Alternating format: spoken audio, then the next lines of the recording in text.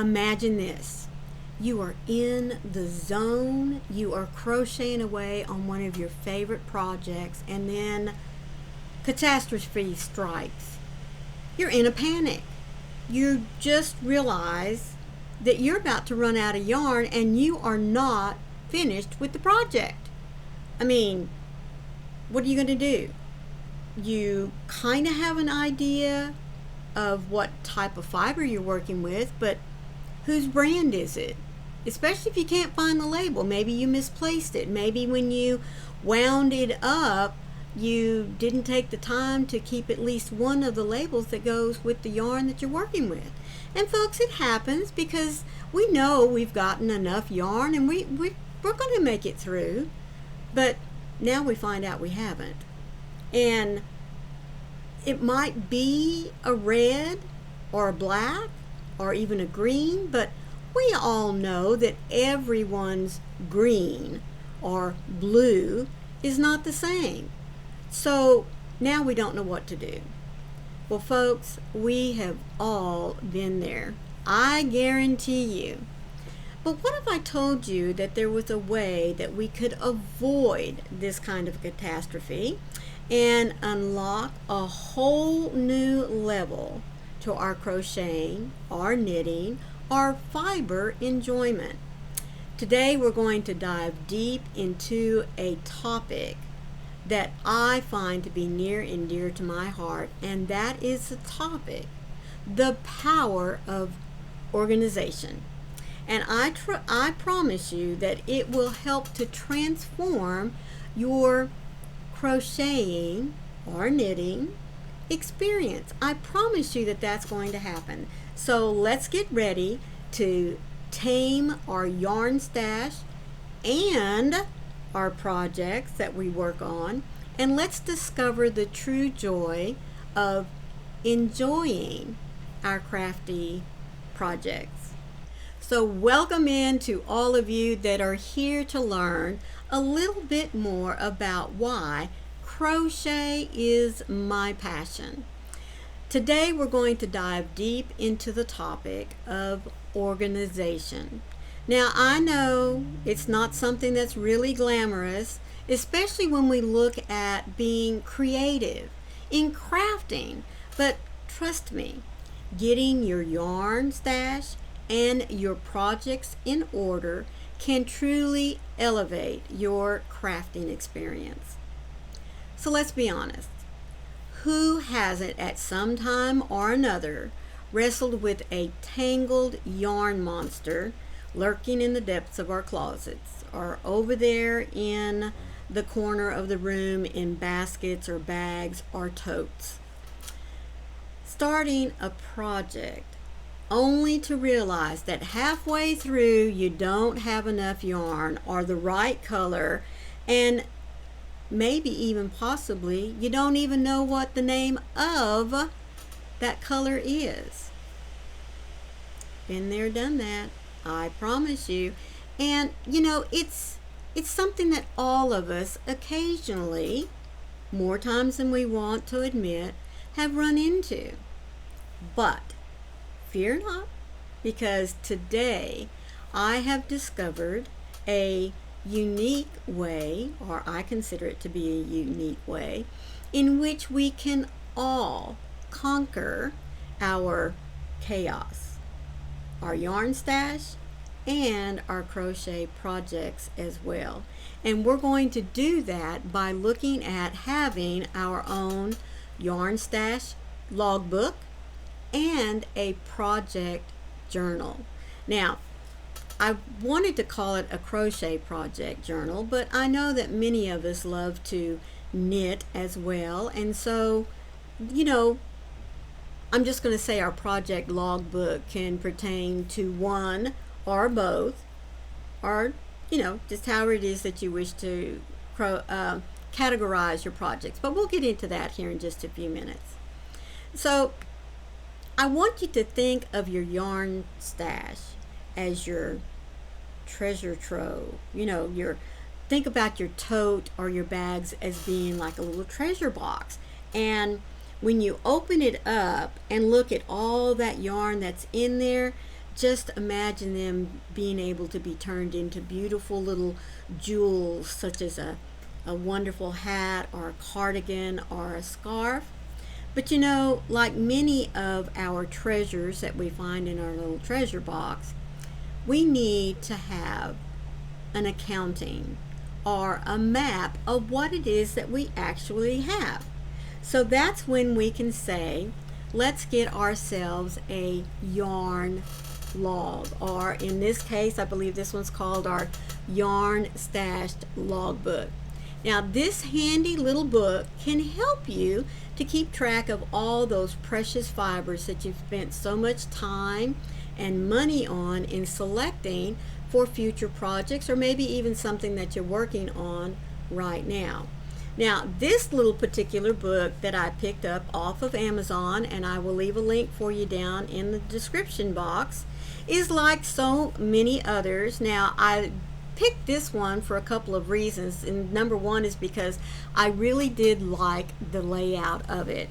Now, each little page, if you can see there, I'm going to show it to you here in just a minute, and then I'm going to tell you some things that I like about it. Especially look at this big O square down here in the bottom. I love that. You know what you can do? You can take the label that has the information on it and cut it out and stick it right here. I love that. Isn't that awesome? And if you want to, you can cut a few strands of the yarn itself and put it right down here, so that number one, you can look at it, see what fiber it is, see if it's a true 3-weight, 4-weight, just whatever, you know, yarn it is that it happens to have, but cut you a few strands and put it down here in this little box.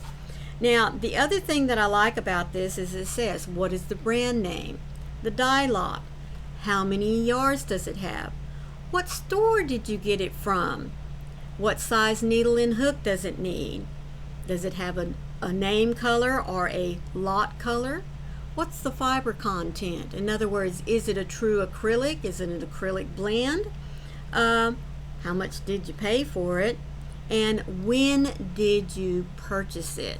Now, many times we tend to not worry about the date that we purchased it on, because we don't always think that we're going to have our yarn stash sitting around that long, right? But you're going to see here in a little while, when we get to talking about our project log itself, that it is important to know, when did we buy that yarn, because if I bought that yarn back in 1995, there's a good chance that it's not around anymore, because we all know that about the time we get to liking a particular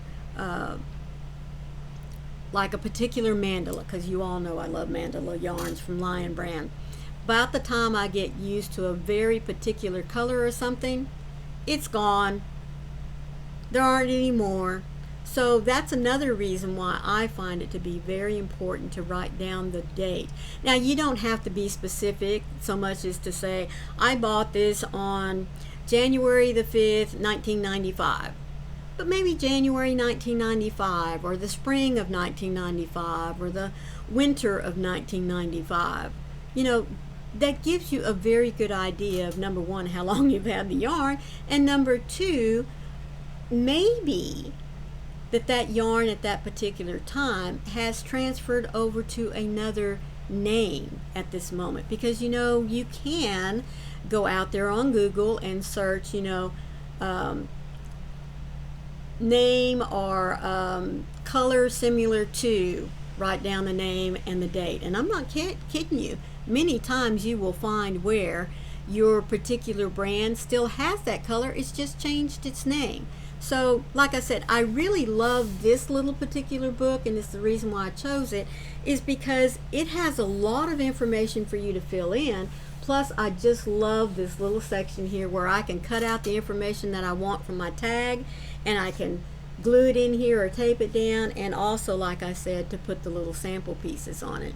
Now, this isn't the only logbook that's out there as far as your yarn is concerned, but like I said, I just happened to pick it because I liked everything that was in there. Things that I like to write down and keep track of whenever I buy my yarn. Now there will be a link for you down in the description box if you like this little this little book. But it'll also get you right into the category of these yarn stash log books, and you might even just go in there hunting and looking on your own, but this would be a good place for you to get started. Now, it wasn't very expensive. It was truly less than $10. In fact, it was probably, I can't remember exactly, folks. I think it was around $7.50, but you can go and check it out in that link and look for yourself.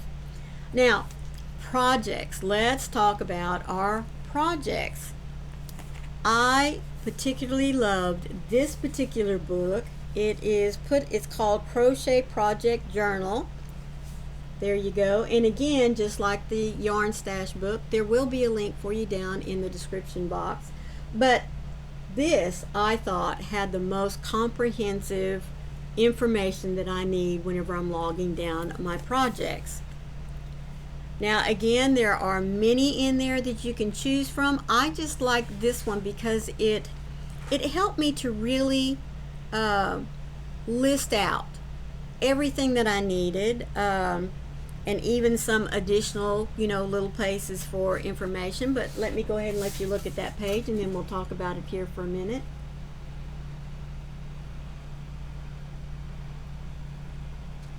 You see that there?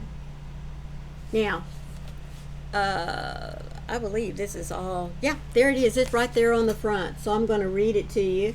Of course, we've got our project name. Is this project number 1, number 2, number 3? What project is for you? And you know what else I like?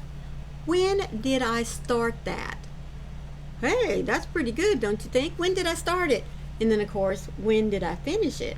Because I don't know about you, whenever I start a project, I kind of want to keep up with how long did it actually take me to do the project. Now, if you're following a pattern, you can put your name there, or if you're like me and you're creating your own and you haven't come up with a name for it, you can put that in there later. But it does give you the pattern. Is this a personal item for yourself, or are you making it for somebody else? That's nice to know. What's going to be the finished size? And especially if you're making it for somebody else, that's kind of a nice thing to know, because that way if you want to come back and make the same project again for that person, you already have all the information that you need there. Now, measurements for your project, especially if this is going to be a wearable. Is it going to be a blanket? What size blanket are you making? Are you making a baby blanket? Are you making a lap size, a full-size Afghan? Are you making one for your bed? That's kind of a nice thing there to have. Gauge stitches. Now, a lot of times this comes from either off your pattern or from the yarn that you're using. So I find that to be very good, useful information. What type of stitch or stitches do you think you're going to be using? That's kind of a nice thing to have logged down here. And then the yarn details for your project. Folks, this is a very important section, especially if you're keeping a log of the projects that you're working on. Because let's say I'm working on a blanket and I really love the way it came out, especially the colors that I chose. If I want to replicate that, when I come back and look at this project, I'm going to have all the colors, the yarn type, the weight, how many yards I bought, how many were used, the number of skeins, there you go. So everything that you would need to know about your project is covered here. What kind of notions did you need? Did you need some extra buttons if you were making a cardigan? Did you need a pom-pom if you're making a hat? Did you go out and buy special tassels to go on the end of a scarf or maybe a blanket? Did you add some little buttons to a bootie, little booties? Just what is it that you did that might have been extra that you needed to do this project?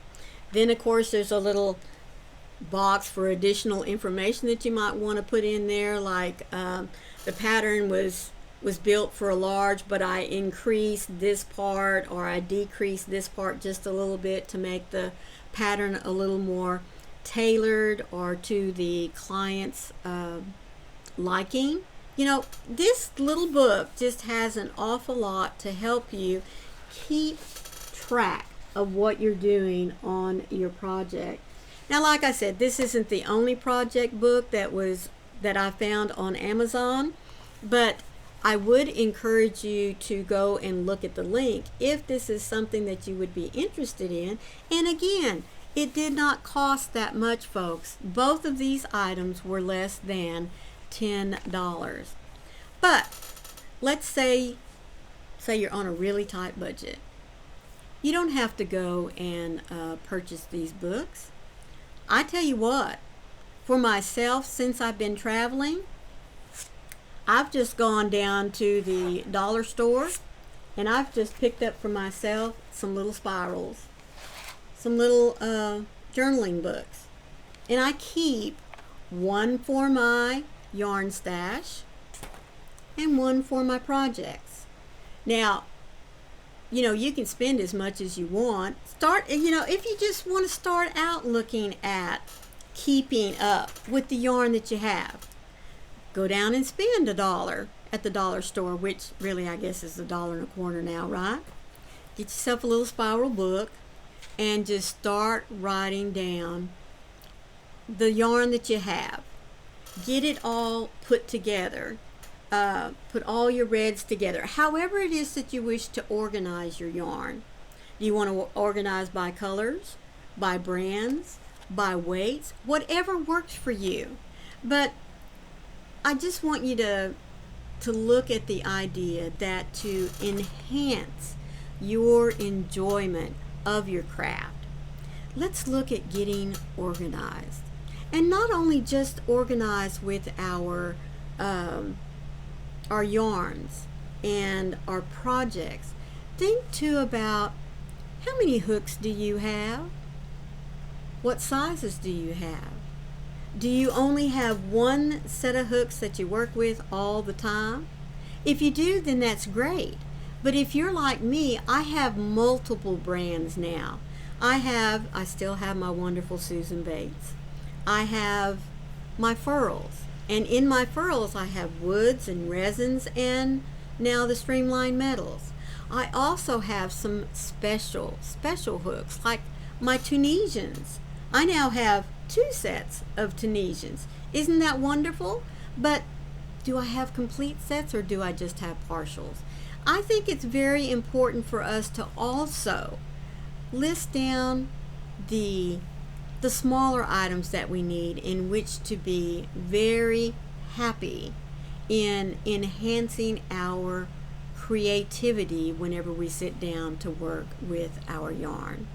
Now, I know, like I said in the beginning, that organization is really not everybody's thing. But I do want to leave you with this. It might seem like a lot of extra work to sit down and take some time to organize yourself. But trust me, it is worth it, and here is why. Number one, you'll have no more mystery yarns or wondering what it is you have. You'll always have a record of not only what you have, but how much you have. And if you run out, where you can go to find more. Another thing is, it helps with your project success.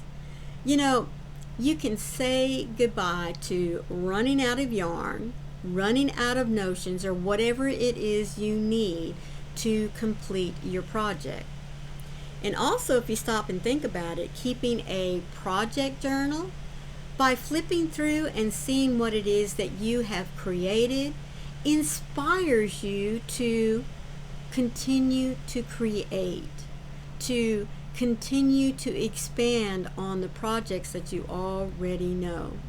And who knows, it might even spark some new ideas.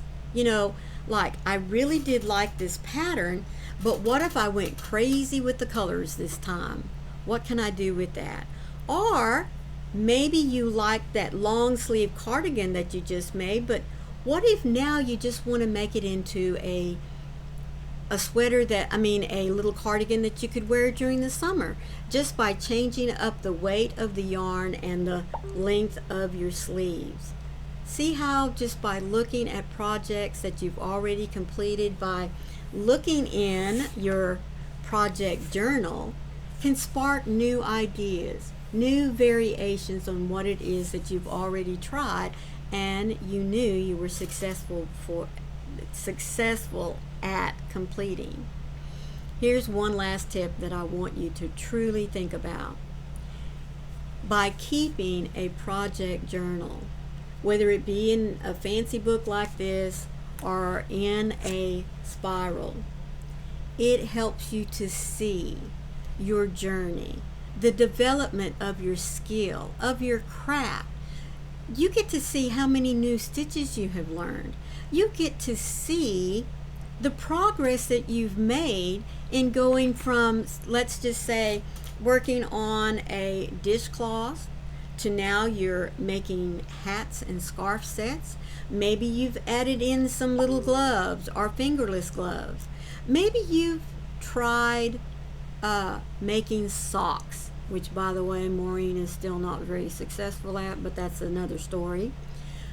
Maybe you've graduated from making blankets all the time to trying your hand at a new cardigan. Your skill level, you get to see how far you have progressed, not only in the type of stitches that you're learning, but in the type of crochet items that you can do for yourself. So, all of my wonderful fellow crocheters and knitters, let me just say, are you ready to get yourself organized? I do hope that you've thought about it, and now that you're ready to implement that. And once you do, I want you to share with me some tips, maybe even some tricks that you've come up with on your own in getting organized to enhance your own enjoyment in what we love to call yarny crafts. So remember, I like to think that creativity and organization go hand in hand to enhance our experience and to share our enjoyment of crochet. Thank you so much for being here. Let me ask that if you enjoyed this video, be sure to hit that little subscribe button and consider sharing it out to some of your yarny enthusiasts, and let them mull over this idea of getting organized to enhance our crafting enjoyment. So until the next time, please always remember, be the light out there in the darkness for someone today, because you never know, could be your light that they need to see. I love you guys, and thank you once again for being here. Bye.